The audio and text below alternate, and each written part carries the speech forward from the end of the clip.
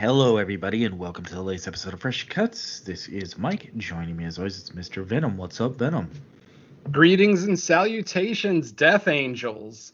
Though I don't know that any of them would be listening today, but that's about all they can do is listen, so who knows? Maybe we'll get lucky. How the hell are you doing, Mike? I'm doing all right. Doing well in the midst of post-holiday. I would say a post-holiday hangover, but I'm not hungover, and I have the day off, so it's kind of nice having this 4-day weekend.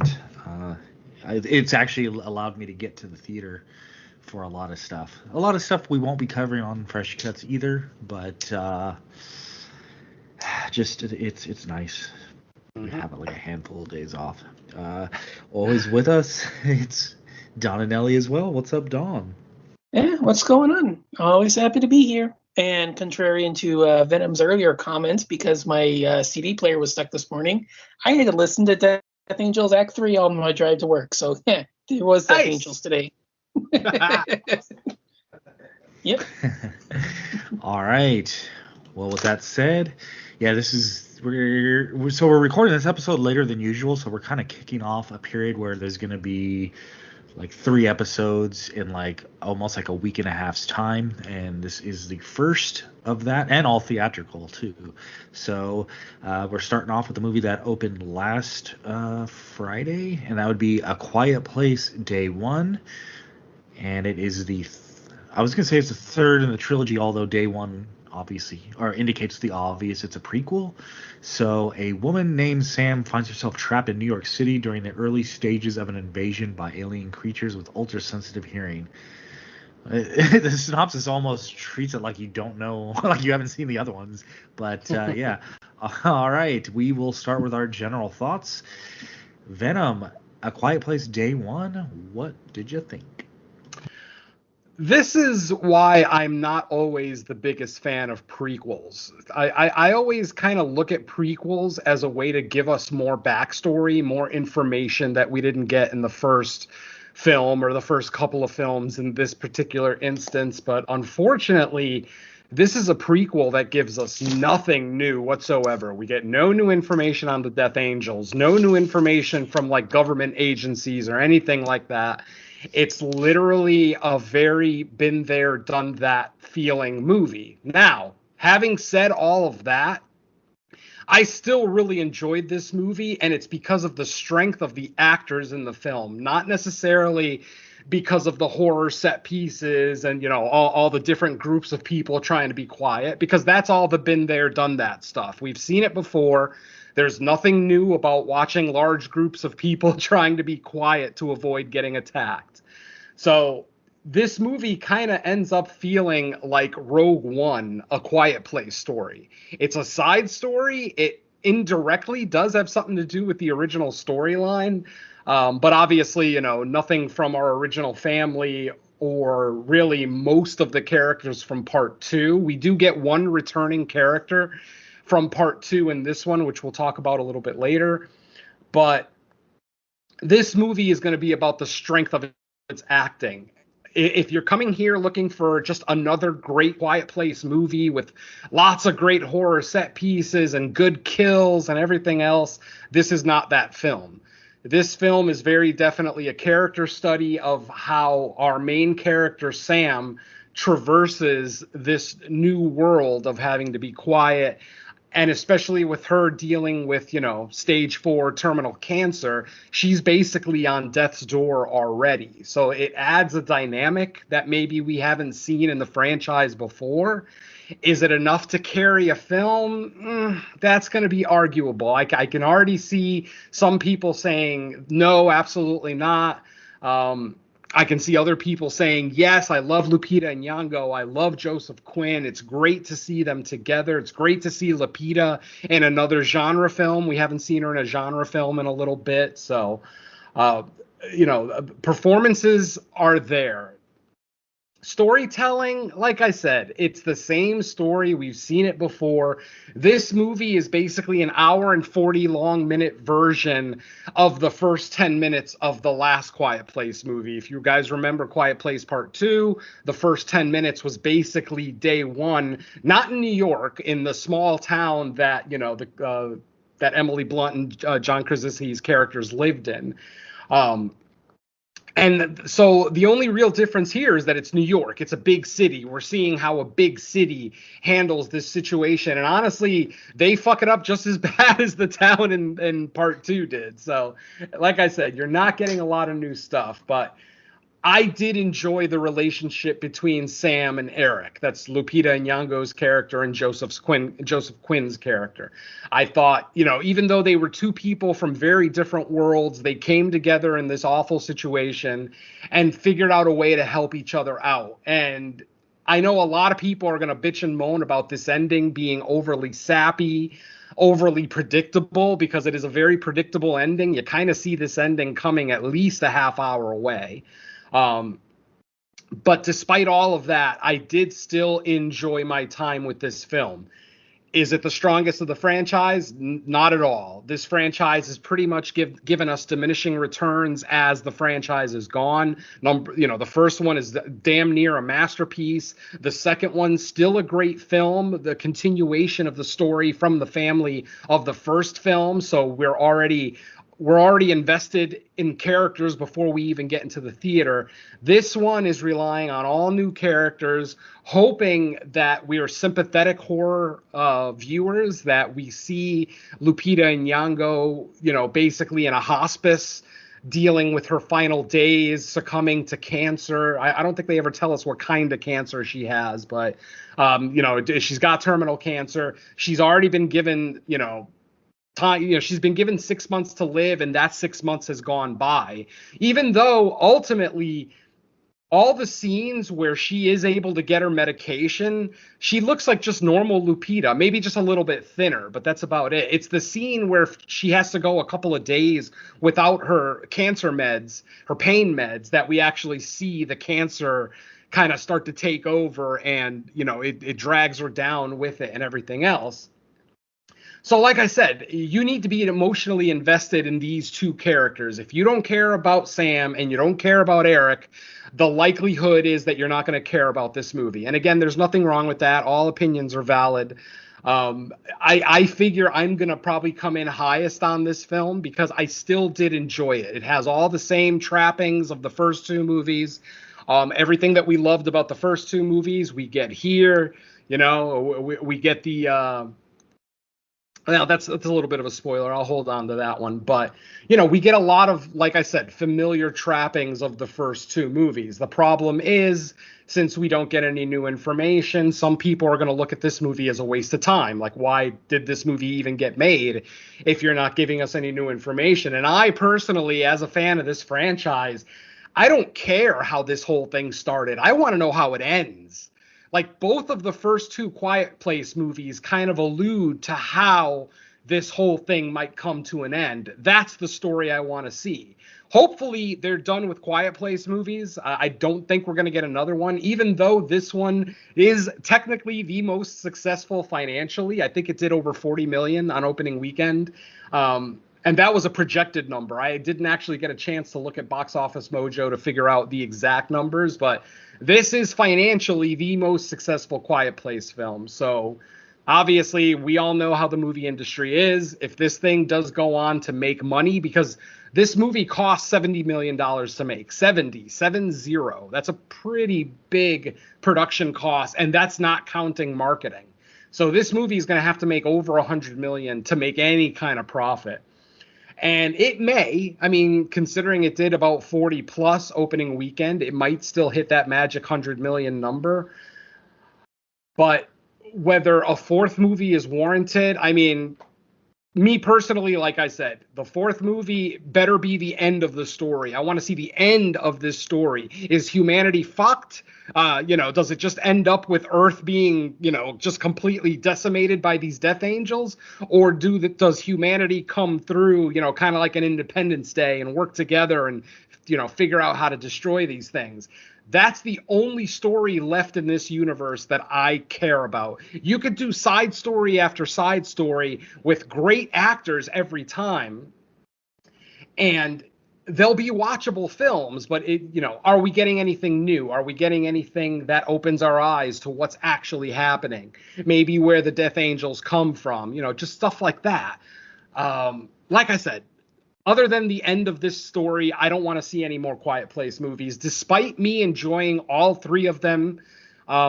Maybe not in equal measure, but I will champion this franchise, absolutely. And like I said, the strength of this franchise, in my opinion, is not in its storytelling or the creatures. It's in its acting. I mean, you got John Krasinski and Emily Blunt in the first one. You got Emily Blunt and Cillian Murphy in the second one, and you have Lupita Nyong'o and Joseph Quinn in this one. Those are all great actors who all kill their roles in all three films. So, in my opinion, A Quiet Place's strength is in its acting, its casting, I should say. You know, whoever cast these films is knocking it out of the park every time. But is there enough new stuff in this to warrant going to the theater to see it? It's still very definitely a theatrical movie. You know, it's quiet. You still have all those scenes. At one point, some lady looked back at me and gave me a side eye because I coughed during a quiet scene. It's like, bitch, I can't control my cough, so don't look at me like that. But that's the thing. People get so into these movies at the theater that it makes it an experience. So I would say if you're a fan of the first two movies, there's no reason you won't be a fan of this one. But if the first two movies were just okay movies and you're looking for a continuation of the story of the Death Angels, then this one is not it. I would say of the three Quiet Place movies, this is the one that needs to be seen in the theater the least because, like I said, it's just filled with been there, done that. We've seen it all before. We've done it all before. I don't need to pay $22 to go to the theater and do it again. So, but if you're a hardcore fan like I am, then you've probably already seen the movie. Don't forget, we're reviewing this movie a week late, ultimately. So most of the hardcore fans have probably already seen it. But otherwise, I would say wait for streaming. It's not a vital theatrical watch. But like I said, I got a feeling we're going to get a lot of varying opinions on this one. But I would almost bet money I'm probably going to come in the highest on this one because I still did enjoy it. I have no major problems with the set pieces, the jump scares. I know a lot of people are having issues with the cat, and I defy a cat owner to make those same complaints because a lot of people are talking about how unrealistic, almost supernatural the cat in this movie is. And that's bullshit. That's somebody who's never owned a cat, who doesn't understand that cats can still have connections to their owners that are just as powerful as dogs. Don't forget, dogs are a lot dumber than cats. So they need people. Cats don't need people as much. So people think that because they're standoffish, that they're kind of dicks, or that they're not willing to do, a major thing to help their owners. No, I think Frodo in this movie is great. I have no major issues because let me tell you something. I've raised 3 cats from kittens, and I guarantee that all 3 of them would walk through hell to save me if I was in danger. I know that's not something that's kind of a common thought amongst non-cat owners, but yeah, if you have a problem with Frodo in this movie, either you've never owned a cat or you've never loved a cat as much as I have, because when I get a cat, I do my due diligence. I take care of it. I play with it. I feed it. I give it all its meds. I take it to the vet. I do everything possible for that animal. And in return, that animal is always dedicated to us. So yeah, if you have problems with anything Frodo did in this movie, you've never been a real cat owner. I'm just going to leave it at that and just say I enjoyed this movie a really, really good amount. Like at no point was I bored or frustrated with the fact that we weren't getting any new information. I was still totally on board with Joseph Quinn and Lupita Nyong'o's characters. So, like I said, I think fans of the franchise will enjoy it. If you're not a fan of the franchise, there's not really anything here for you. No new information, no nothing. So I would imagine you could skip it. Otherwise, yeah, check it out. It's still a really good movie. It's still very well made. Like I said, $70 million budget. So the directing, the editing, the CG effects for the Death Angels all still look top notch. There's one great shot in the movie from a helicopter where the helicopter's looking down at a building and Death Angels start coming out of it and they almost look like roaches. I thought it was so fucking cool. If anybody here has ever grown up poor or is currently poor and you've got roaches in your house, you know that when you turn on the lights, they tend to scatter. And that scene in the movie kind of reminded me of that, where the helicopters show up and then we start seeing them kind of come out of the woodwork in the building, but they did kind of scatter. Like they never stay in, like, they're never too concentrated. It's almost like they understand that they're in danger if they're all together in one place for, no particular reason. So I'll shut up now. My general thoughts have run off way longer than they should have. I'm just going to say I really, really enjoyed this movie, and it still gets a mild recommend from me, though it is not essential viewing. So I'll leave it at that for now. Okay, let's kick it over to Dawn. What did you think of a day one Quiet Place? Pretty much every other time I've come on board and railed against prequels being unnecessary, I'm proven right time and time again with yet another film that, as Venom pointed out, is completely unnecessary. I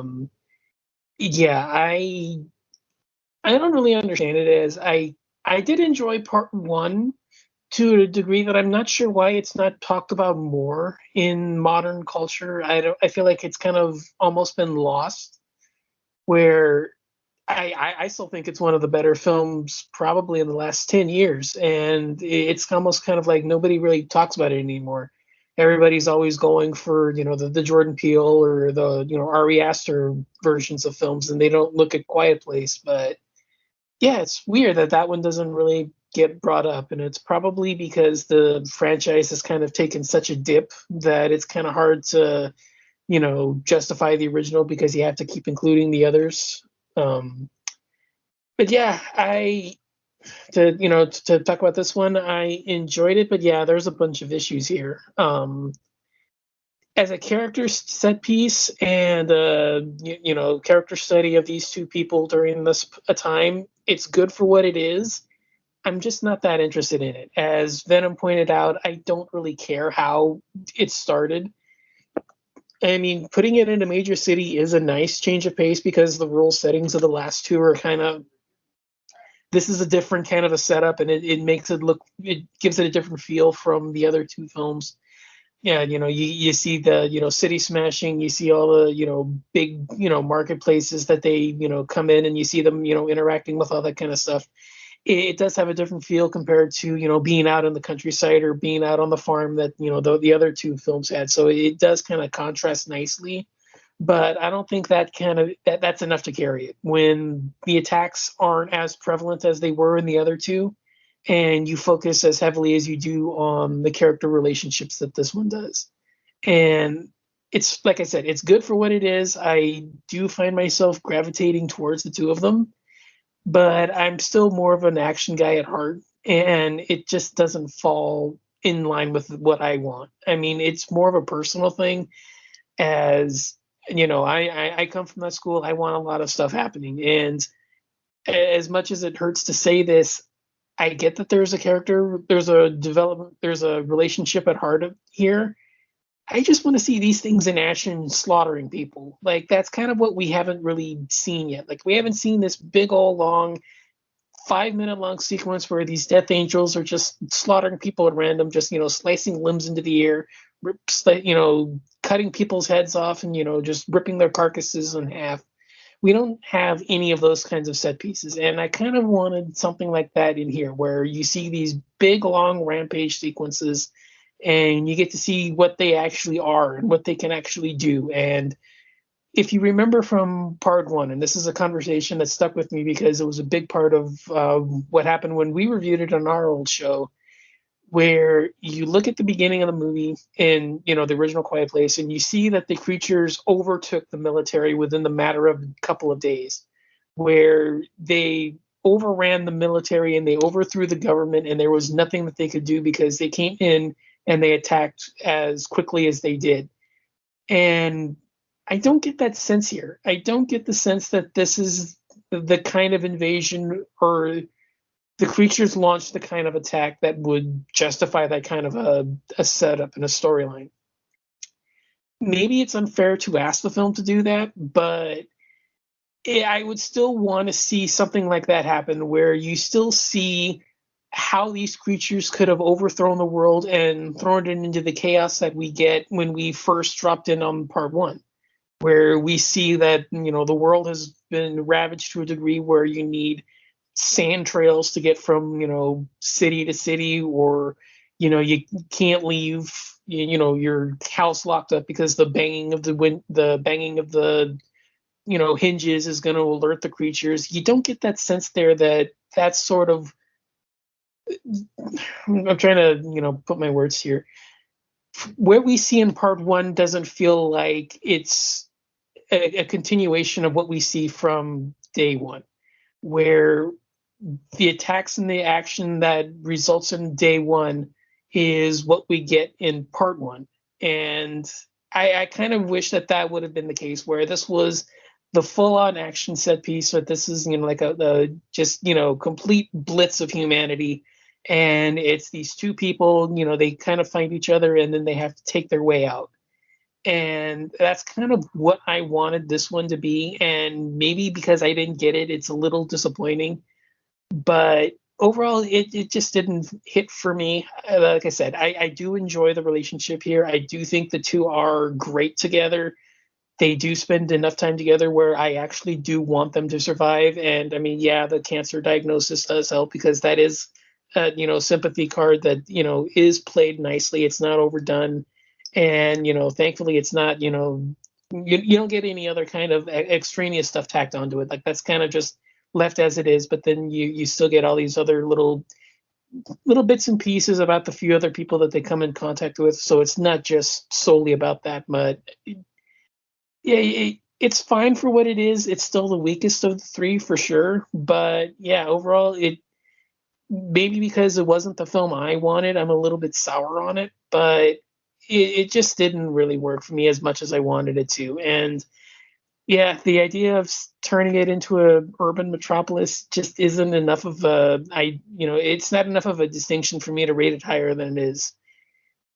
Is it, top 10 of the year material? We'll see. But we kind of had a nice little run there towards the beginning of March and April, and we're kind of getting another little nice run of films here. So maybe right now it's at the back end, but I can't really see myself keeping it in the top 10 for the end of the year. Could it sneak in again with another viewing now that I know my expectations are, and maybe adjust them just a little bit? Maybe. But again, I still feel like this is the weakest of the three. So at the risk of saying much else, just because I don't really want to spoil things, I guess back to you, Mike. All right, so I kind of agree with both you guys said, and I maybe have like a modified version of what you guys said, because for me, my criticisms are very similar, but I have the opposite maybe point of view. Is I actually did want to see how it all started, but the problem is this movie doesn't give me anything that I didn't already get from the opening montage in A Quiet Place 2. I think it's how the movie opened, right? The flashback scene. To me, the day one stuff in this movie, it didn't do anything that flashback scene didn't already give me. Sure, it happened in New York, so there's some like skyscrapers and more buildings and more vehicles around. So I guess you could say it's different in that sense, but for the most part, it's the same thing. Things come flying out of the sky, and then here's your invasion.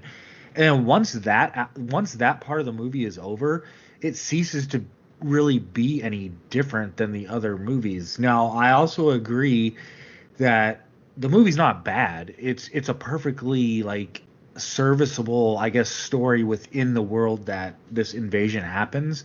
So like if you're watching this movie in a vacuum and like you don't like either you didn't care about the other movies, or you don't hold them in high regard, or they're just okay, then to me that you get like an okay story within the Quiet Place world. Uh, Now that because I saw it like the opening weekend, so it's been like a week, so some of the details have escaped me. But now I'm almost thinking like to what Don said, like maybe we need like a Quiet Place Day 10, because like I feel like the way the movie left off here was like what I wanted out of the movie. I wanted to see more like, okay, how did the military screw this up, or how did they get overwhelmed? What happens to the refugee camp? Because like I won't spoil how the movie ends, but like yeah, this movie kind of ended on a little bit more of a neutral or upper than I guess the other movies did. But I want to see like where we go from that to like the desolation and the world being over that we get in A Quiet Place 1. So maybe we need like a Quiet Place Day 10, because yeah, I want to see how it moves out of the cities and into all the small towns. I just think that like for a movie called Day One, it's like technically do we get like the Day One stuff? Sure, we do, but I just feel like there's so much more aspects of like the initial invasion that I was hoping we would get, and then but once the invasion happens, it really micro focuses on like a story of like a couple people trying to survive. And yeah, it doesn't make it a bad movie. It just, to me, there's nothing about the prequel, like once you see it, I think you kind of look back on it and you're like, there's nothing about this that makes you have to see it. If you never watch this movie, you're not going to be missing any information that you got, especially from A Quiet Place 2, because there's really nothing different. And I guess you could even say it's worse because you're watching this movie with more information about the creatures than anyone in the movie has. So like there's certain scenes where if you didn't know like the creature's strengths and weaknesses, that the tension might be amped up. But like as soon as there's other elements, you're like, okay, I kind of know how this scene's gonna play out because of things that have happened in the other two movies. So I think that's a little bit of a disadvantage too. But Lupita, she's excellent. She's great. She's probably the reason to watch this movie. Other than the cat, I had fun following the cat around, and the cat observing while everyone else was freaking out. The cat's just like, no, I'm just gonna chill and watch what's going on. And the cat by nature is quiet as hell when he's climbing and jumping and all that. So that was pretty cool. I actually wish we kind of got more. Maybe there's like more deleted scenes with the cat that we'll see on YouTube eventually. But overall, it's not a bad movie. Like I've seen a lot of people say they really like it, and I understand, because to Venom's point, it's still like a pretty good movie if you just kind of take it on the merits of this in a vacuum. I just think where its place in the franchise is, it's just kind of weird as a prequel, because I don't feel like it added anything that we got just as much of Day One and like what it would look like in a Quiet Place movie that already exists. Like this one, just as far as the Day One aspect goes, I don't think this one really showed us anything. Other than, yeah, we did get a couple scenes of like, I guess the military trying to like help the situation, but yeah, I just want to see. I wanted to see more. I wanted to see just more of like what it would be like in the beginning, and maybe yeah, like a Day 1 through Day 10 or Day 50. I want to see the seismic shifts in Earth. I want to see like if we get initial like we make some ground before we fall back, or because I don't know. I think there was a lot of interesting ways to go with this, and once the movie settles in, it kind of just becomes like a standard story with the characters we're following. So I'll leave it at that, because you guys really already hit on a lot of stuff I was gonna say. So back to you, Venom. And yeah, going back to Mike's point about this being a prequel. Well, not just that it's a prequel, it doesn't give us any new information, but that we're watching Day One of an event that we've already experienced for over 400 days. The first movie went through. I think the first movie started at day 372 or something, and kept going from there. So the problem with that is that as I was in the theater watching this, I got vibes. I got the same kind of vibes that I got watching Insidious: The Last Door. Now, if you guys, any regular listeners of the show who've been with us for a while, you guys remember that the three of us kind of panned that movie because we're basically rewatching everything that we've already seen in the first two Insidious movies. Because for those who didn't see The Last Door, or the Red Door, for those who didn't see The Red Door, Patrick Wilson and his son have their memories erased. So basically, all the events of the first two Insidious movies are completely erased from, they're hypnotized to forget all of it. So we're watching a movie of these two characters relearning everything that we've already seen in the first two movies. So it's basically like, why am I watching this? Like, what the fuck was the point of this movie? And as I'm in the theater, this movie is head and shoulders better than Insidious: The Red Door. But I'm still in the theater halfway through wondering, why was this movie made? Like, what is the point of this movie? If it's not to give us new information, if it's not to give us new and cooler Death Angels, or to potentially even expose us to a new rule that we didn't know about in the first two movies, which I know would be a stretch, but something. If you're not going to do that, then it's just us watching a new family, well, a new couple of characters dealing with this situation that we've already seen John Krasinski and Emily Blunt dealing with. And I will have to say that the bus set piece in A Quiet Place Part 2 during the first 10 minutes, that whole set piece with the bus coming towards Emily Blunt's character and her having to slam her car into reverse and the camera being in the backseat of the car, that scene is better than anything in Day One. Like, literally, there is not one set piece in Day One that I would say was better than that one scene from A Quiet Place Part 2. And that's kind of shitty. It's like obviously this is the highest budgeted film at $70 million, but it doesn't seem like they really gave us a lot of high octane action sequences to justify that budget. It seems like most of it just went to the actors, the big names that were in here, maybe not ultra big, and I didn't even realize that was Alex Wolff. Did you guys recognize Alex Wolff right away as the hospice nurse? I didn't realize it was him until the end credits. It took me a few minutes, but then as soon as he kept talking, it kind of dawned on me who he was. Yeah, I totally, because I always go by the mole on his face, but since he has a full beard in this movie, you can't see the mole. Yeah, that's what kind of threw me too. Exactly. I was kind of I know him from that, and then exactly. it's gone, so you can't really tell. But then like I said, as soon as he kept talking, I kind of figured it out. And he looks so much older with a full beard. Like, I actually watched an interview with him for the promotion of this film, and he shaved the beard off. I mean, if it was even a real beard to begin with, maybe it was a fake for the movie. But the point is that Alex Wolff still looks like Alex Wolff. He still looks like that 18-year-old kid that was in Hereditary. But with a full beard, to me, he just looked like somebody totally different. So kudos to Alex Wolff was my original point. When an actor that I know by name is in a movie and I don't recognize them until either halfway through the movie or literally at the end when I'm watching the credits, that's a job well done, I would say. So, I mean, obviously some people are going to be able to pick out Alex Wolff quicker. I didn't pick him out right away because I was so concentrated on Lupita's character, trying to figure out what was wrong with her, because they never flat out say until later in the film. We just see that she's in hospice care, and for people who don't know, hospice care is basically for terminally ill patients, people that are going to die, but their families can't take care of them, can't do all the things that they need to ease their pain, ease their suffering, so they stay at a hospice until they die. So yeah, hospice. I actually worked janitorial services for a hospice in my hometown of Waterbury, Connecticut.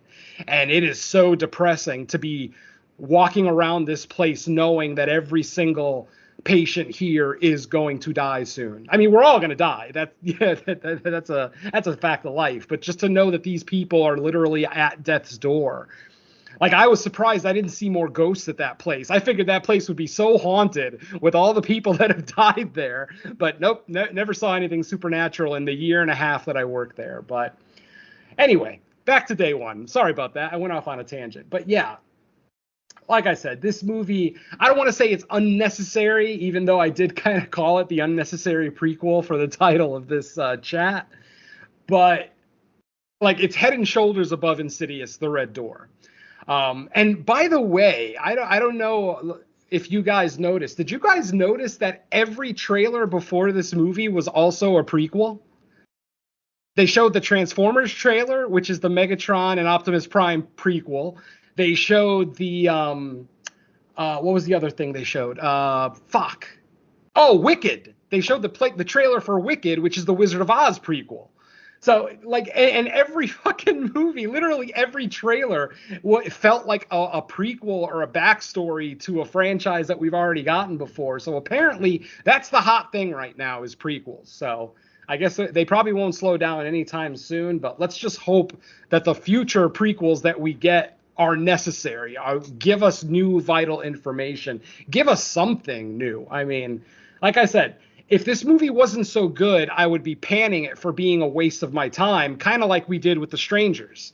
You guys remember how much I fucking hated The Strangers because it was basically a rehash of the first Strangers movie. Well, this one at least may not be a rehash of a whole movie. It's more a rehash of one scene from part 2.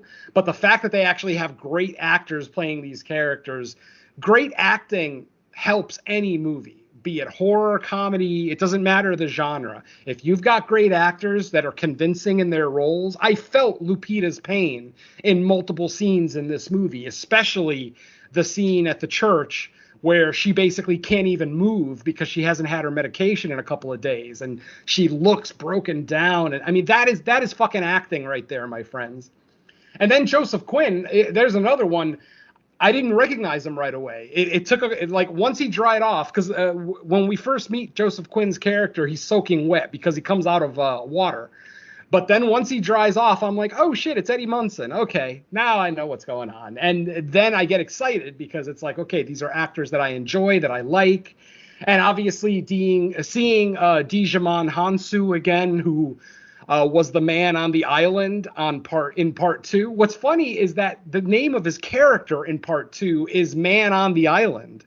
But in this movie, he actually gets a name. His name is Henry. So somehow we don't get a name for the movie where he's actually a main character. And this movie, where he's only in a couple of scenes and only really has one speaking line, and that's at the end of the movie when he tells the boat captain to stop the boat. Otherwise, he's not really a big character in this movie, but it is nice to see some connection. Like, obviously, we're not going to see Cillian Murphy because of how he got to the island in part 2.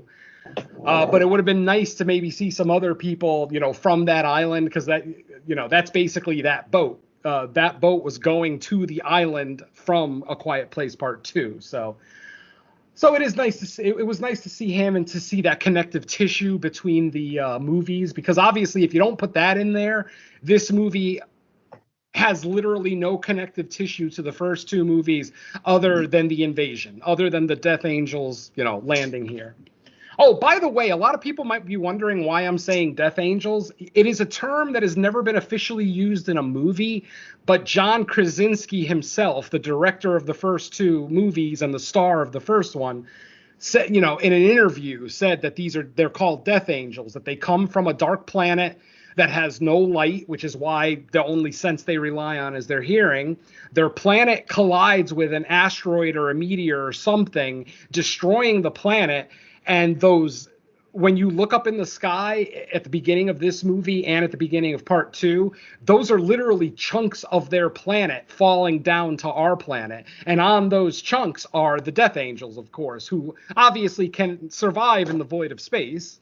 So that just explains why I'm saying Death Angel, even though it's not a term that's ever been used in the movies. And even the Funko Pop of the Death Angel just says Quiet Place Monster. It doesn't even say Death Angel.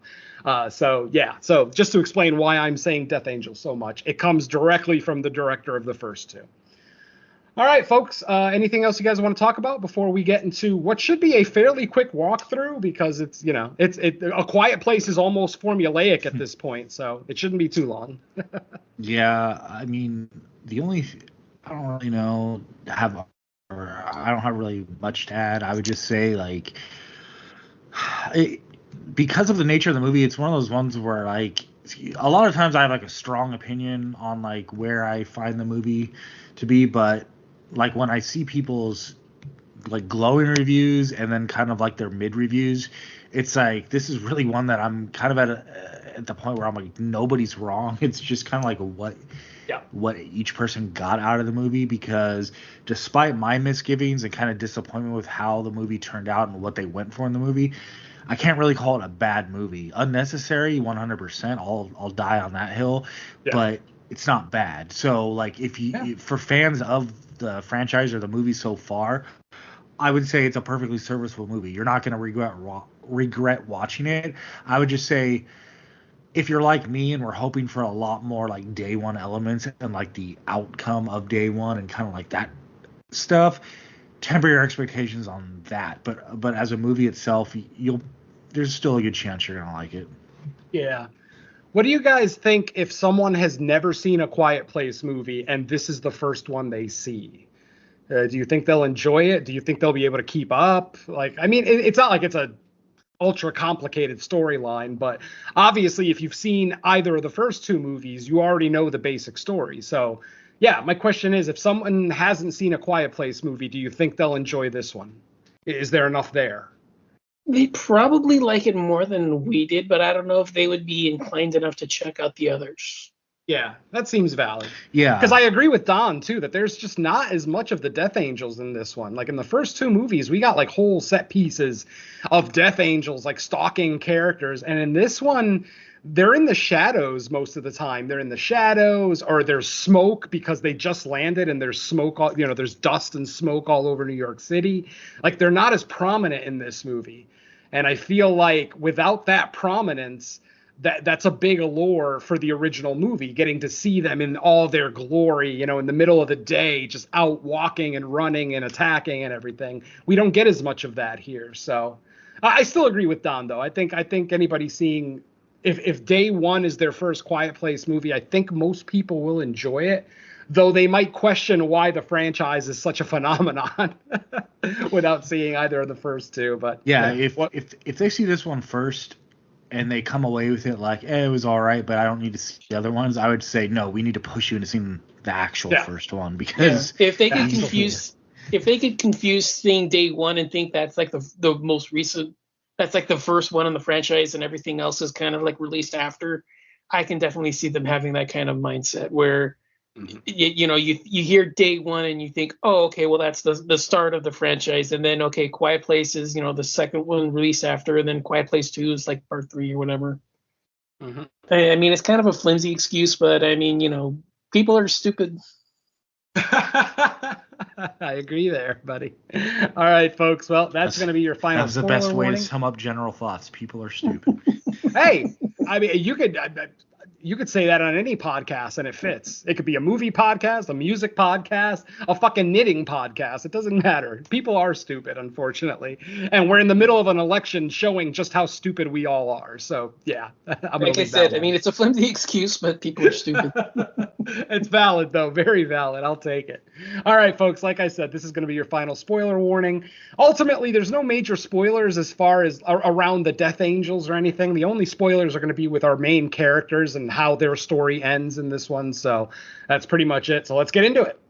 Our movie opens up with Lupita Nyong'o as a character named Sam. By the way, her name is Sam. Her cat's name is Frodo, and they do a lot of walking in this movie.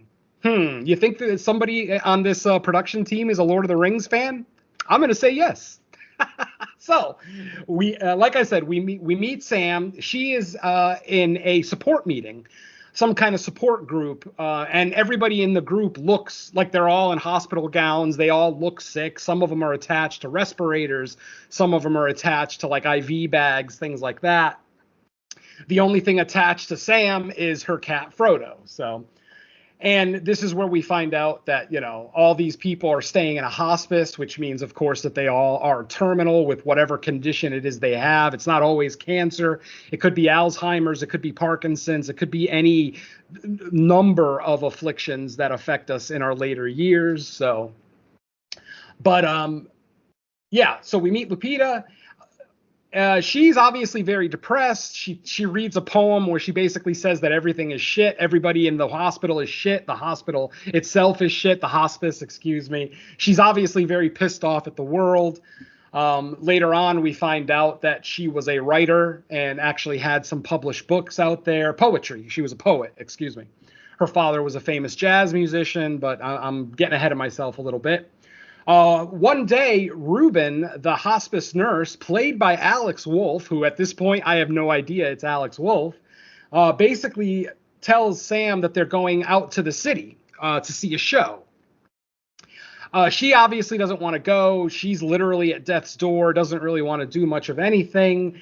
But then when he tells her that, no, we're going into New York City to go see a show, she becomes interested because she wants pizza. She wants real New York, Brooklyn-style pizza that she cannot get at the hospice. I guess the pizza places near there suck because she talks about, there's one quick shot where she talks about how bad the pizza around there is. And she basically agrees to go into the city with them if Ruben agrees that they stop for pizza in the city, not on the way home, but in the city. So they end up getting to the city. They take a bus into New York, and as it turns out, the quote-unquote show that they're going to see is a marionette show. It's a puppet show. So he kind of tricked Lupita a little bit into coming out, because obviously Lupita thinks that they're going out to New York to see like a Broadway show or something, but Ruben basically just didn't tell her that it was a marionette show. So they end up at the theater. The show starts, the marionette show starts, and Lupita just, we see Sam get kind of bored, and she decides to just leave, and not leave totally, just kind of leave the show and walk around the neighborhood a little bit. She stops at a bodega, gets a candy bar. I think that scene's in the trailer where the bodega owner tells her that she can't have a cat in there, even though he has a cat right there on the counter. And then literally right then and there, as Lupita is getting back on the bus, she ends up having an argument with Ruben because Ruben gets a phone call basically telling him that there's something going on in New York City and that they've got to get out of there. So Ruben's trying to round up all the hospice patients. Lupita's pissed off at him because she's not going to get her pizza. And while they're on the bus waiting for everyone else to show up, that's when the chunks of the Death Angels planet starts falling on New York City. Obviously there's chaos. People, some people think it's a terrorist attack. No one really is sure of what's going on. But then once they realize that these creatures are basically mowing them down, what ends up happening is Lupita gets out of the bus, and it's so dusty. It's just, like I said, because of the chunks of the Death Angels planet that crashed on the Earth, there's dust and dirt everywhere. She basically has like a foot of visibility. She can't see in front of her. We get a couple of the traditional gags of like people getting dragged into the smoke by an unseen creature, blah, blah, blah. And then eventually Lupita does get her first visual of one of the Death Angels as it walks out through the smoke. At that exact moment, an explosion happens and Lupita's knocked out cold. When she wakes up inside of a building, and there's Digimon Hansu basically putting his hand over her mouth. Again, we see that in the trailer, basically telling her to just be quiet. He doesn't have any dialogue here, just shush. He just basically shushes her. We get just different set pieces here. Eventually, Frodo is returned to Sam after she wakes up. After the explosion, somehow Sam survived the explosion, even though he was near the bus, or he was being held by her. Basically, if Frodo isn't walking beside her throughout the movie, then she's holding him in her arms or in a bag or something. Like, it's very rare that Sam and Frodo are apart. Sorry, Lord of the Rings things flashing in my head. Anyway, Frodo ends up getting away from her, starts walking towards one of the doors, and it's almost like he's pawing at the door because he wants to get out. And of course, at that exact moment, a Death Angel is walking by the door, and the cat, and I'll give all credit to the cat. This cat is quiet. I don't think this cat meows once in this movie, which almost makes me think that there might be something wrong with the cat, and that's why it survives so long in this whole thing. Because, like I said, I'm dead serious. I don't think we ever hear it meow once. Maybe we did early, but I don't remember it at all. So that might explain why the cat is so quiet throughout the whole movie. It probably already lost its voice. It's an old cat. It's a very old and fat cat. It's not a young cat by any stretch. And of course, the cat ends up hitting something. He hits like a bell, like on a jester's hat, like a clown hat. The bell is just loud enough for the passing Death Angel to hear it. He comes crashing in just as Sam grabs Frodo off the ground and finds a spot to hide. Reuben, unfortunately, who went with her to help her look for Frodo, Reuben ends up getting trapped right underneath the Death Angel. And of course, don't forget, these things can't smell either. I don't think they have noses of any kind. All they ever do is kind of poke a dead body with their jowls. You remember how their jowls kind of open up on their face, almost like a predator? They'll literally poke a body with those jowls to see if it's still alive. But literally, Reuben was face to face with one of these things, and after a while, there was a noise outside, and the Death Angel left and left them alone. So, later on in the film, we meet Eric, played by Joseph Quinn. Eric is a character that was on the subway when the shit hit the fan, and as we can see now, the subway is completely flooded. Some parts of the subway, literally all the way up to the top of the stairs, are flooded with water. And we see him come out of the water. He's gasping for air. I guess he's not quite realizing yet about the whole be silent thing, but somehow he doesn't get attacked. So I don't know. Apparently there's no, creatures around at this point. But he sees the cat, and the cat, Frodo, looks at him and is instantly enamored with this guy. I'm not, not to say that I've never seen a cat get instantly enamored with a human being the first time they meet it. I've seen it. It's happened to me, actually, with other people's cats, blah, blah, blah. I guess I'm kind of a cat whisperer. I don't know. But basically, Frodo warms up to this guy right away, actually walks over to him and like rubs its head on his head, almost like he's its old owner that it's been looking for forever. So eventually, what's his name? Eric, Joseph Quinn's character, Eric, gets out of the water, follows the cat, almost like the cat is leading him somewhere. And where does the cat lead him? To the alley where Sam is hiding. And again, if you don't think a cat can find its owner in a war zone, you don't know cats well enough, my friend, because there are real life stories of both cats and dogs traversing entire countries to find their fucking owners. So, yeah, anybody who has a problem with Frodo magically finding his owner in this whole thing, again, you don't understand cats. So I'm going to leave it at that. Like I said, Frodo leads Eric to where Sam is. Now, Sam, at this moment when these two kind of meet up, there are helicopters, military helicopters flying over the city telling people that these creatures attack by sound. Please be quiet. Don't make any noise whatsoever. And then they start telling them that these creatures, it's been determined that these creatures can't swim. So if you own a boat, quietly get to your boat, go out in the open water and just wait for instructions. Or if you don't own a boat, there are military boats posted near the water's edge, not close enough to the water's edge where a Death Angel might be able to attack it, but they're close to the water's edge so that they can, take people off New York Island. Oh, and the other reason that they're doing this is because the government decided to blow up all the bridges, connecting the mainland to Manhattan Island. Apparently, in their infinite wisdom, they thought that these creatures only landed on Manhattan, so taking out all the bridges and knowing that they can't swim would concentrate them in Manhattan. But obviously, little did they know that this shit was happening all over the world.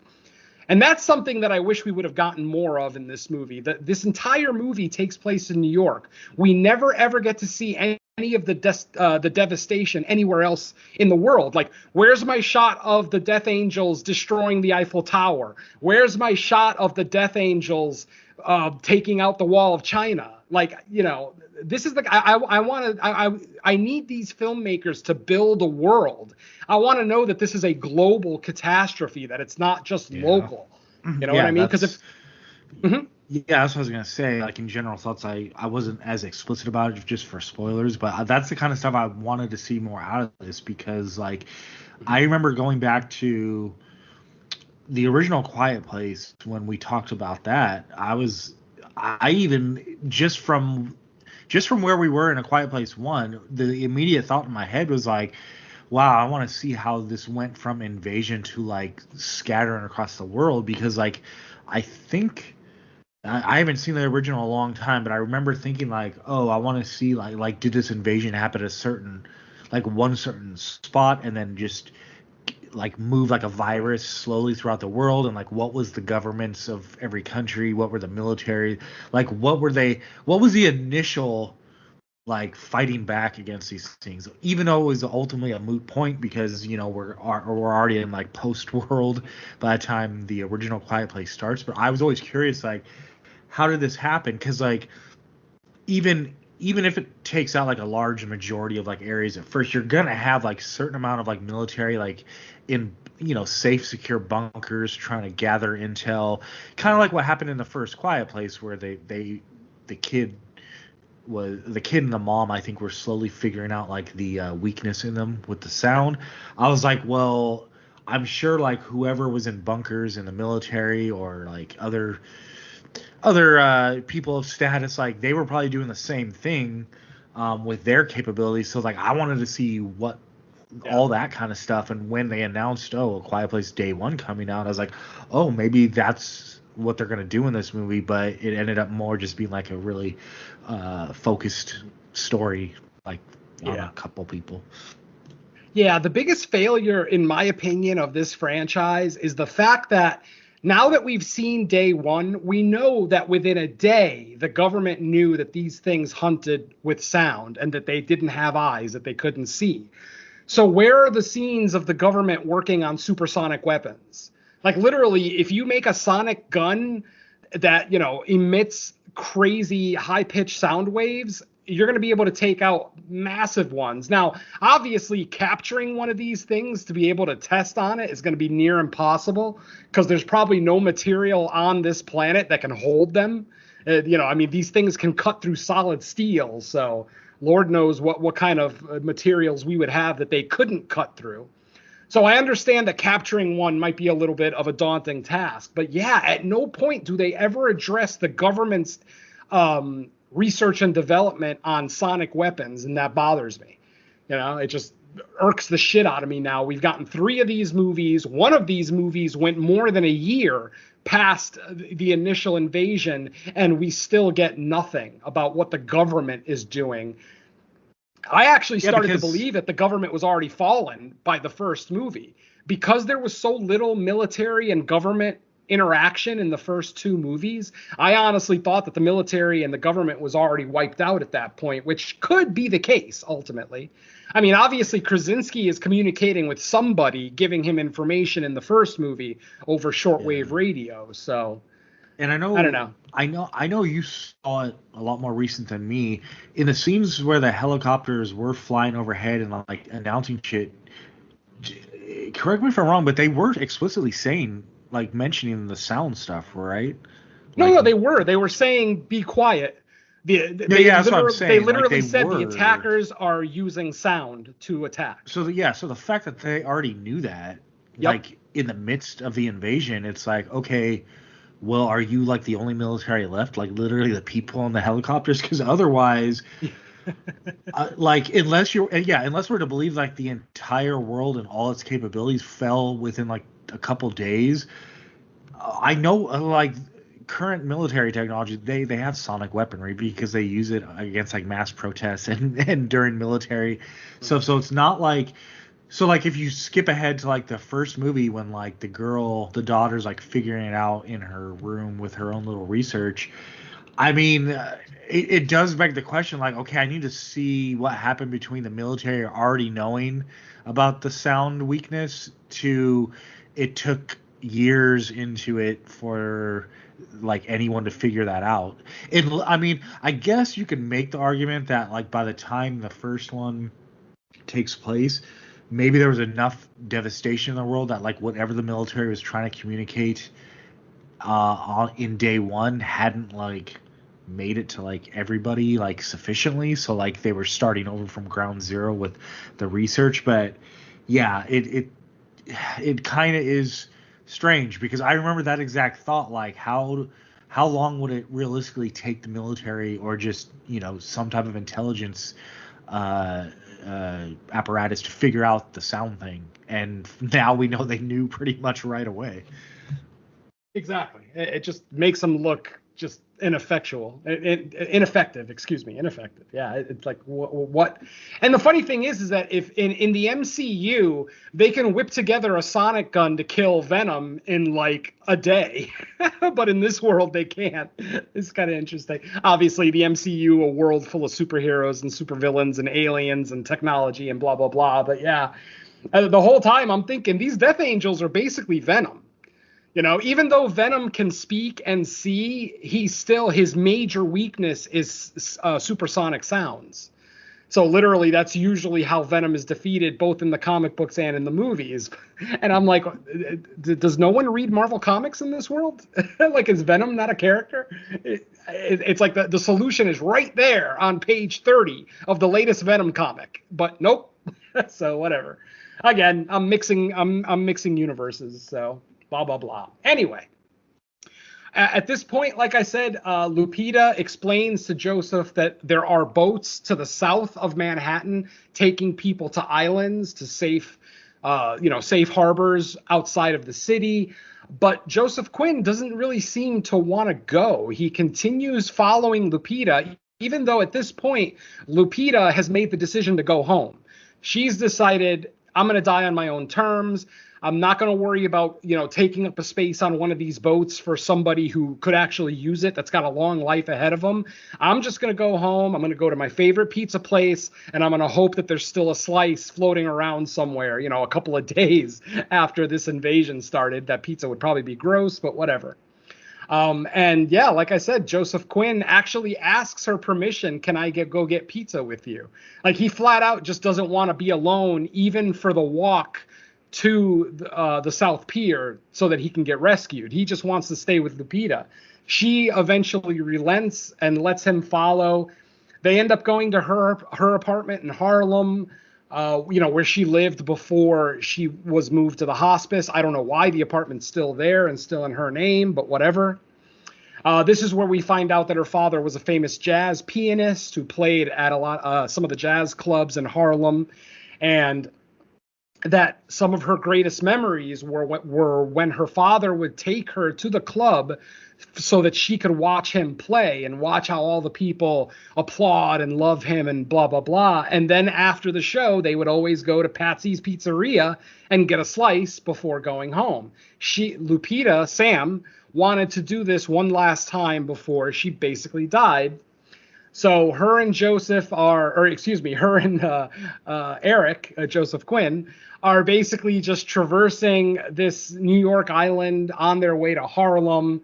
They spend one night at her apartment where he reads some of her poetry and realizes that she's actually a great poet, despite the fact that she hates life right now because of the cancer. And that's showing up in her poetry right now. Eventually, they get to Patsy's Pizzeria, but unfortunately, it has been burned to the ground. It's completely trashed. Lupita basically, Sam has a breakdown. She falls to her knees. Literally, the only thing she wanted to do before she died, she now cannot do because the place has been destroyed.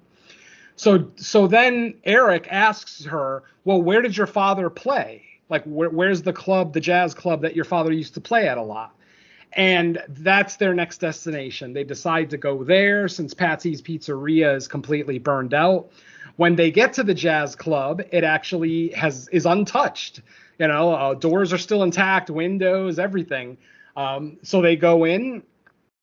And this is kind of that sweet moment in the movie that I know a lot of horror fans don't really like these kind of moments in their horror films. I don't necessarily mind them. I do hate like pigeonholed or forced relationships or romances, things like that in our horror movies. But this moment worked for me. Basically, Eric goes into the back and he finds a half-eaten pizza in a plain white pizza box.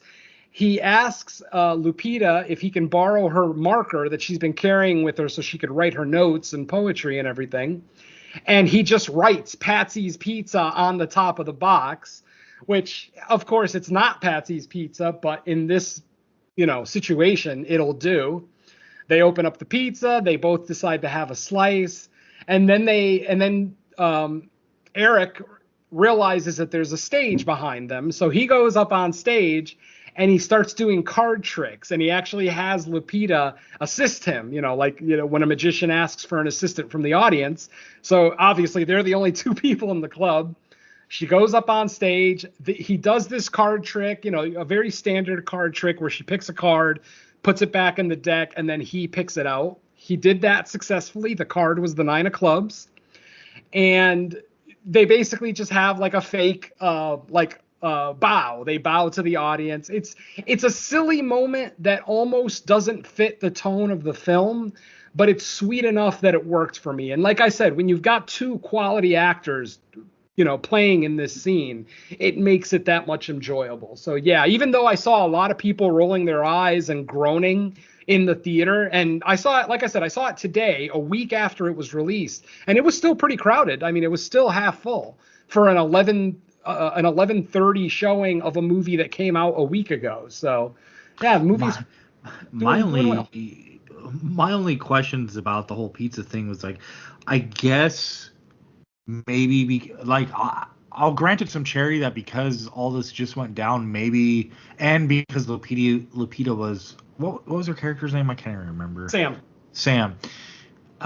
Because Sam was going through like the health issues on top of like the end of the world happening, maybe she didn't get the gravity of the situation. Because like the whole time I was like, well, wait a minute, what are her expectations that this pizza place is going to have pizza like available there for her to eat? It just seemed like weird. Like, is it not clicking with her that like, and like, even if they had pizza like by the slice, like kind of left out at the initial point of the movie, it's like, I don't know why you think you're going to show up there and it's like you're just going to walk in like it's normal and grab some pizza to eat. Right. But I guess everything going on, she didn't.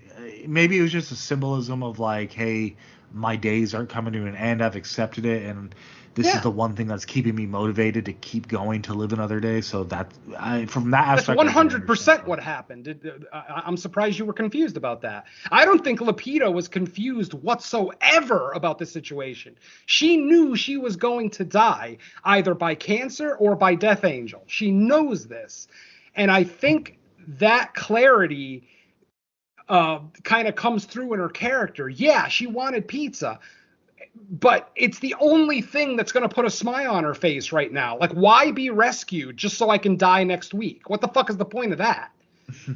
She wants to die on her own terms, doing what she wants to do. And if she wants to get a fucking piece of pizza, who the fuck are we to argue with her? Literally, get your pizza. You fucking deserve it. Absolutely.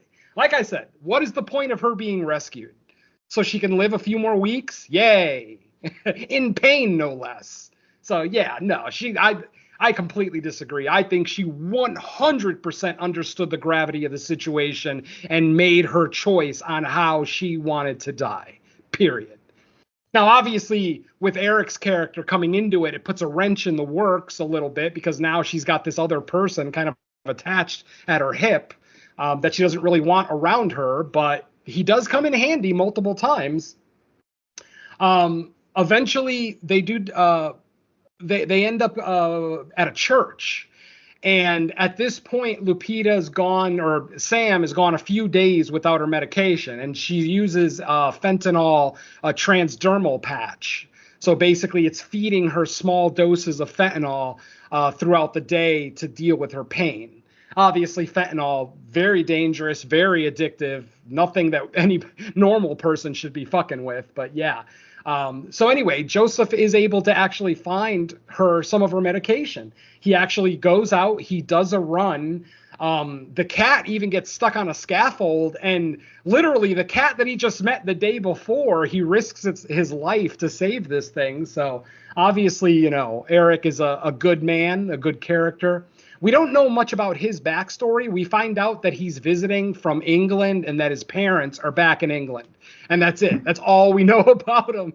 I don't know that it's really vital that we necessarily need to know a lot about his backstory.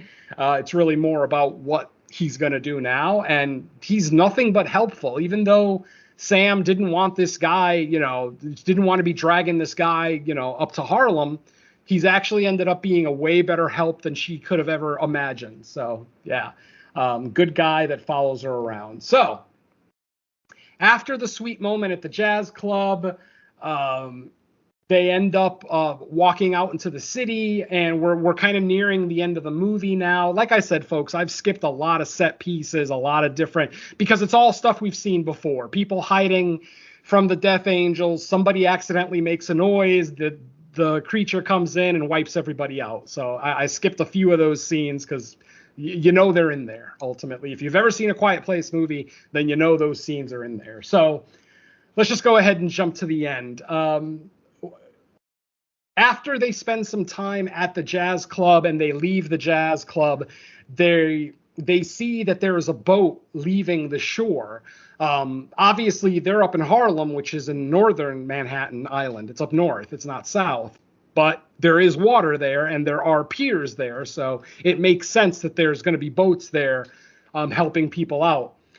When they get to the street, which is kind of above the pier, they see a boat full of people leaving, and it's actually, the boat itself is actually making announcements. You know, if there's any survivors, please get to the shore, blah, blah, blah. We actually see a whole bunch of Death Angels on the shore watching the boat. They can't swim. It's been established. And there was one underwater scene in this movie where we actually do see a Death Angel drown. So we see that they can't swim, you know, they can't breathe underwater, blah, blah, blah. So it's actually this shot with the boat going by and all the Death Angels all on the shore just kind of staring menacingly at it. I say staring even though they don't have eyes, but you know what I mean. Their heads are pointed in the direction of the boat because the boat's obviously making noise, but they can't get to it. So this is when Lupita, Sam, does what I had been expecting for the last 30 to 40 minutes of the movie. She decides to sacrifice herself to save Eric and Frodo. What she eventually ends up doing is giving Frodo to Eric, telling him to stay here and be quiet, and that when you start hearing noise, run towards the boat. And that's what she does. She picks up a crowbar, she starts smashing car windows, which activates the alarms, which gets the attention of all the Death Angels on the shore. They all leave the shore to go find out what all this new noise is. And we actually even see a few of them walk right over Eric and Frodo where they're hiding. Like they're not even really hiding. They're just like behind a car. But we literally see some of the Death Angels walking over them. It's crazy. Eventually, Sam is able to get enough of the Death Angels away from the pier that Eric has a clear path now to get to the boat. Unfortunately, as Eric is going through a hole in the fence with Frodo in his arms, his shirt gets caught on the fence and tears. That noise, I know, the sound of a piece of cloth tearing apparently is loud enough to get all of these Death Angels that are at least a block away by this point, chasing the noises that Sam was making. And they're able to hear the tear, like I said, and they all turn around and they all make haste towards Eric. Eric at this point is on the pier, the wooden pier above the shore, and he's just running. He's making his best last ditch effort to outrun these things. And, we get that action moment sequence where he literally jumps off the pier, and just as he's jumping off the pier, one of the Death Angels takes one final swing and just barely misses him. So he literally jumps off the pier just in time, gets into the water. By the way, Frodo the cat swims twice in this movie. That's one thing I've never seen. I've never seen a cat swim, but goddamn, yeah, this cat is awesome. I don't care. I don't care how unrealistic people think this cat is. I fucking love it. He jumps in the water. Like I said, Eric, with Frodo in his arms, jumps into the water. He swims over to the boat while we see all the Death Angels still on the pier, almost like they're shaking their fist at him because they didn't catch him. He eventually gets pulled onto the boat. And then there's, once again, Digimon Hansu as Henry telling him that you're now safe. You're safe. No problem. You're safe. And then the camera fades, the picture fades, and when it fades back up, we see Sam again, Lupita, but she's in a change of clothing. She looks like she's cleaned up a little bit, and she's got like a radio, not a handheld radio, but one of those little tiny boom boxes, and she's got headphones plugged into it, and she's listening to music. And there is a voiceover during this part where she's talking about everything that she's had to deal with and the fact that she's going to go out on her own terms. So what she ends up doing is just standing right in the middle of the street, pulls the headphones out of the radio so that the music is now playing out loud. And the last thing we see before the picture fades to black is a Death Angel landing on the ground behind her. And literally the moment that Death Angel hits the ground, movie fades to black, and that's the end of our film. So thankfully, I don't have to watch Sam get killed. They did the same thing with John Krasinski's character in the first one, where he sacrifices himself, and mercifully, they don't make us watch it. It happens off screen. So here, it's not even off screen. It's literally off movie. The movie's over. So we can all assume that she's probably taken out by that Death Angel right after the movie fades to black. And that is A Quiet Place Day 1, my friends. I still, like I said, I probably enjoyed it more than my co-host just because of how invested I am on this franchise. I've loved all three movies. Obviously, with diminishing levels of love, but still, I did still love all three of these movies. This one is really more of a popcorn film. This movie is like a popcorn film for people who are already familiar with The Quiet Place. Because, you don't have to necessarily pay attention to a lot of the dialogue because you're not getting any new information about the attack, blah, blah, blah. So it's really just kind of sit in the theater, eat popcorn, and wait for these Death Angels to, go on rampages and kill people. But like Don alluded to earlier, we just don't get enough of that. And Don is right. I think we need more of that. Now that we're on the third movie, I want to see some creative kills, actually. I want to see these Death Angels actually do more than just fly by people and swipe at them. I want to... Oh, and there's one scene in this movie that left me mildly confused, and I'm going to ask my co-host what they think was going on in this scene. There's a scene in this movie where Eric is out getting medication for Sam. And he comes into a room that almost looks like there's eggs on the ground. They literally almost look like alien eggs. They look like the facehugger eggs, maybe smaller though. And then we see one of the Death Angels walk up to one of the eggs, and I thought it was going to hatch. But what we actually end up seeing is the Death Angel rip the egg open and start eating it. Now, we've never seen a Death Angel eat. So I'm asking my co-host now, what the fuck was up with that scene? Like, what was the point? Were those eggs? Was it food? Like, what was going on there? I don't know. Because my initial thought was like eggs, and they were checking on their eggs. But then I was like, it almost looked like, but then I was like, is this a food source they're making? Because you remember, like previously in the movies, I don't think they showed the creatures like really ever eating. Like they didn't kill people and eat them. They were just killing kind of like to eliminate any other species. So the way the creatures were kind of, because I think it showed like the creature open it and kind of like look in there and almost like looking around inside the thing they just opened. But I was like, is it? But we never saw like a baby or any organism. No. So I'm like, okay, is it just a food source they made, or I don't know if it was 100% transparent, or we just didn't pick up on like a detail because like I'm not 100% sure either. I mean, I was paying attention. Because I knew this was going to be the only time I'd get to see the movie before we reviewed it. I was paying hardcore attention. And what happens is we see those pod things on the ground. We see a Death Angel come up to it and tear it open. And then we see that same Death Angel and another one start eating the contents of that pod. And then the scene just cuts and we never see it again. So I don't know if there's like a deleted scene somewhere that didn't make it into the film that might explain what's going on there. The only thing I thought of, and it was one of those things where I never really paid much attention to it. Now that I know what you're talking about, my initial reaction was that was a food source from their planet that just happens to look like an egg, and they stumbled across it and were like, oh, free food. I know what this is. And then they just started going into it. It just so happens to look like an egg that it kind of just, it never really bothered me. But now that I know what you're talking about, I think that was my initial reaction was, oh, that's just a food source from their planet that fell with them when their world went to shit. Now it just so happens to look like, an egg. It just happens to look like an egg.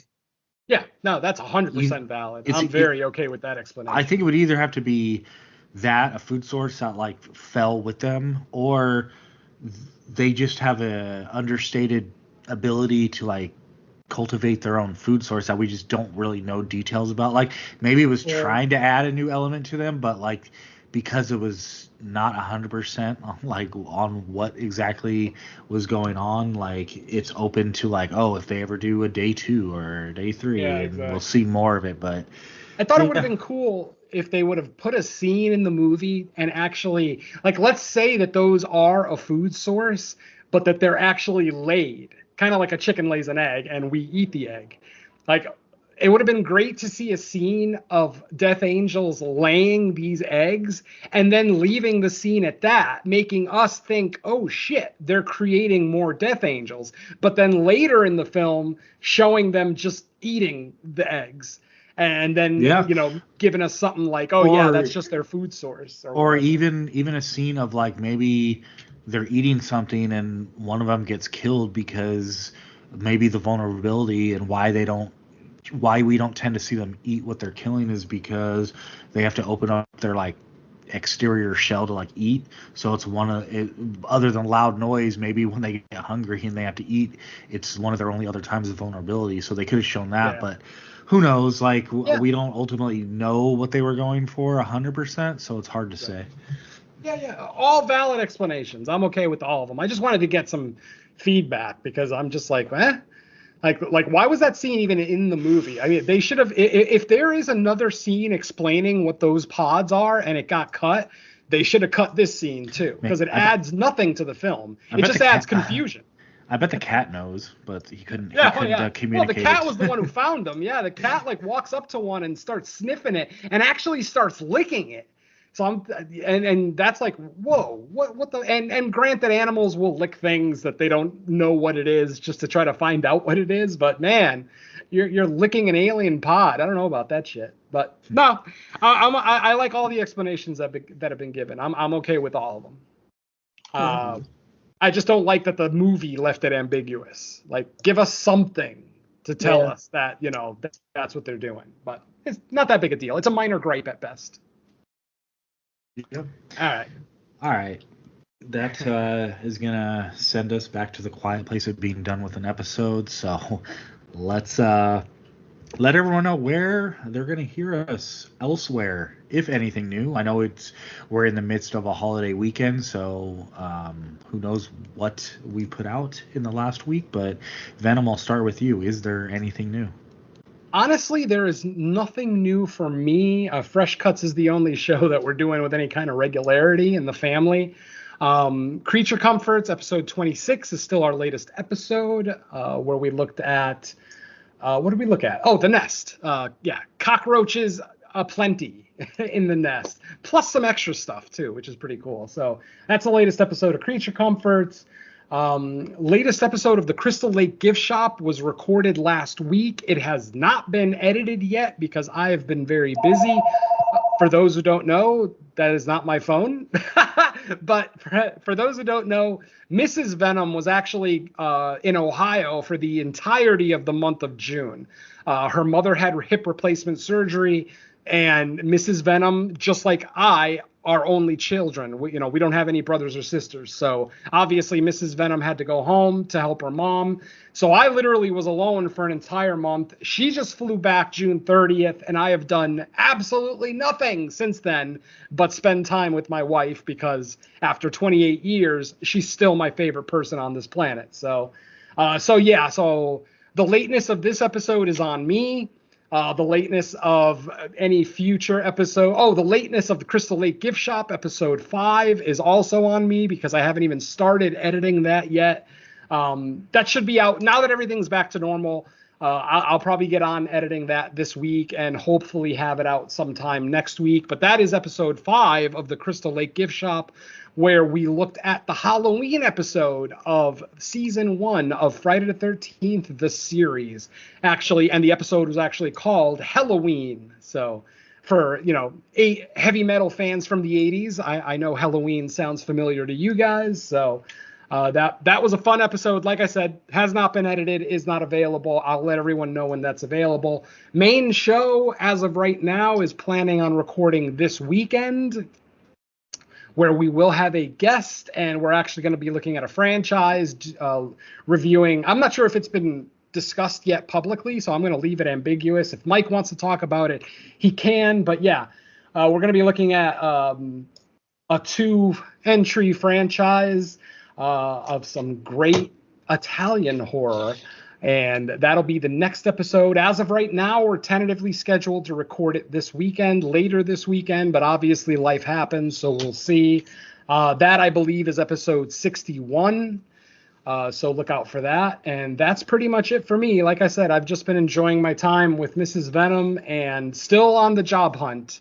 Yesterday marked 7 months I've been unemployed, and how the hell I survived unemployed this long in Southern California is beyond me.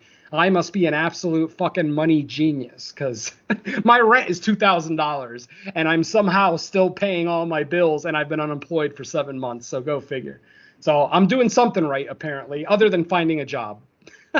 So, that's pretty much it for me coming up on the horizon.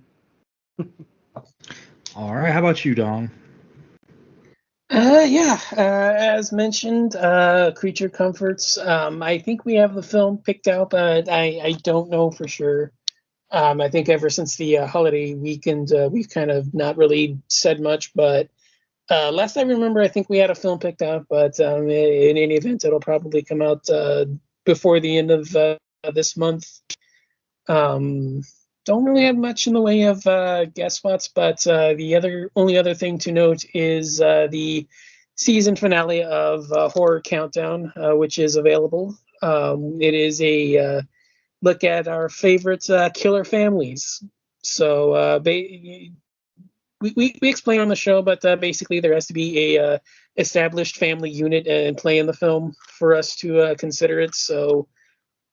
Spoiler alert, I don't think this should be much of a surprise, but there are multiple Texas Chainsaw entries on both of the lists. So, not much of a spoiler there, but placement and reasoning will probably be more than enough to satiate your interest on that one. But that is going to be it for the year. So that is the last episode of that show. Go ahead and check out the rest of the run this season.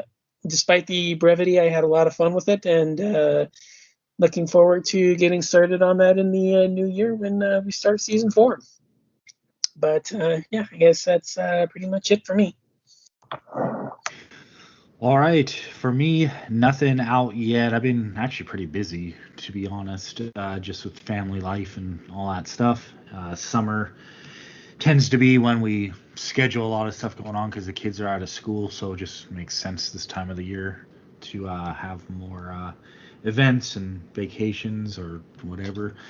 I do got something cooking that I'll probably announce on our next Fresh Cuts episode, because by then it will actually be recorded.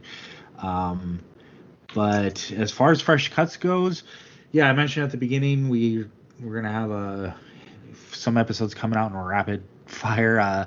Our next episode is gonna be on Maxine, which technically just opened as the time of recording this, and then after that, Longlegs, which I'm highly anticipating. I'm looking forward to a lot.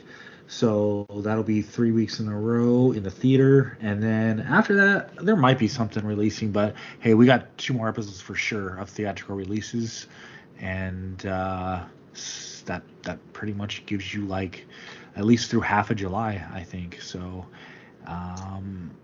yeah, keep listening. And the next episode of the main show, I don't know. I know originally we were looking at this weekend or this Sunday, but I'll have to check in and see because we haven't really kind of got together to like make sure or not if it's still good for everyone. It's at least I won't even say what movies we're covering, but at least it's two that aren't hard to track down, or they shouldn't be. So it's something that like if we got together tonight and said yes, it's on, I'll be able to watch the movies, no issue. But we'll figure that out. And otherwise, thanks for listening to another episode of Fresh Cuts. Be back in a few days, actually, with the next episode. So let's say bye to our listeners. Later. Filmmakers, if you're going to give us a prequel, give us some new goddamn information. Don't give us a prequel with everything that we've already seen. It just feels like a waste of time. Unless you have great casting. Otherwise, please give us some new goddamn information. Please. Yeah, the biggest thing with prequels is you have to give us a reason we need to see the movie, not that we can see the movie, because this is definitely a movie that fans of A Quiet Place in general, yeah, you can go see this movie, but you got to give us a reason to need to see it, and I'll leave it at that. Peace.